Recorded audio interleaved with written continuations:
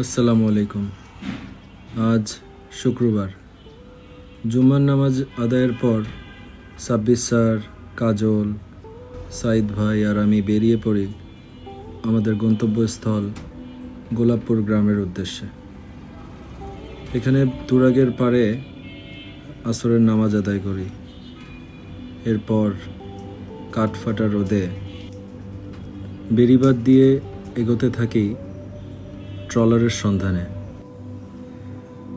তুরাগের তীরে ছোট বড় নৌকা, ট্রলার আপনারা পাবেন আপনাদের ভ্রমণের জন্য।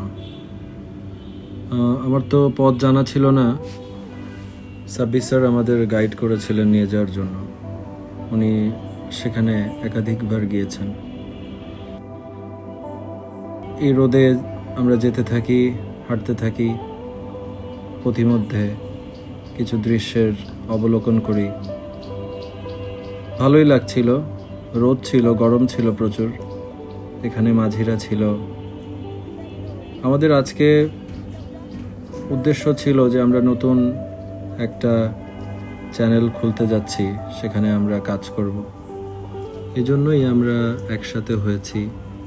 আমরা আজকে আমাদের প্রথম কন্টেন্ট শুরু করতে যাচ্ছি।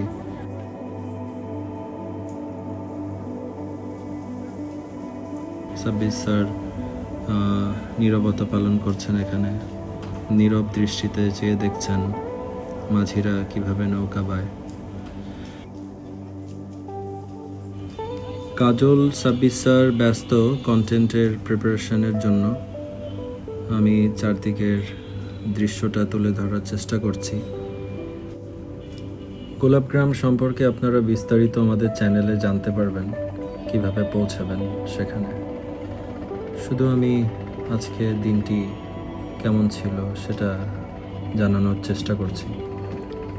দেখতে দেখতে সাদুল্লাপুরের একটি ঘাটে এসে পৌঁছলাম।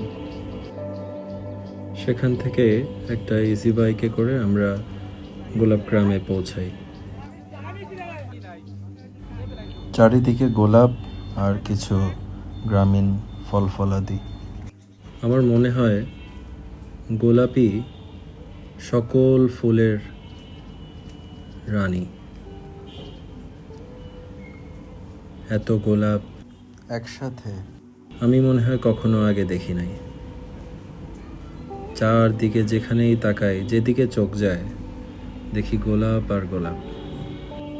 গোলাপের পরিচর্যায় পানি দেওয়া হচ্ছে। আমি কালো গোলাপ খুঁজছিলাম, কিন্তু এই সিজনে এই গোলাপটি নাকি পাওয়া যায় না। মালিরা সেই তথ্যই দিল।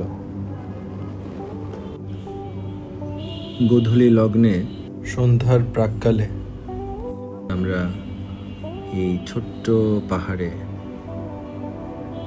এই পাহাড়ের পাদদেশে আসার চেষ্টা করি। কি কষ্টই না হচ্ছে।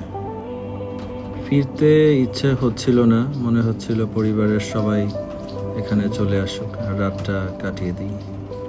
কিন্তু ফিরতে তো হয়, সব পাখি তার নিড়ে ফিরে। আমরাও ফিরছি। রাতের নদী, নদীর ঘাট, আর আমরা চারজন।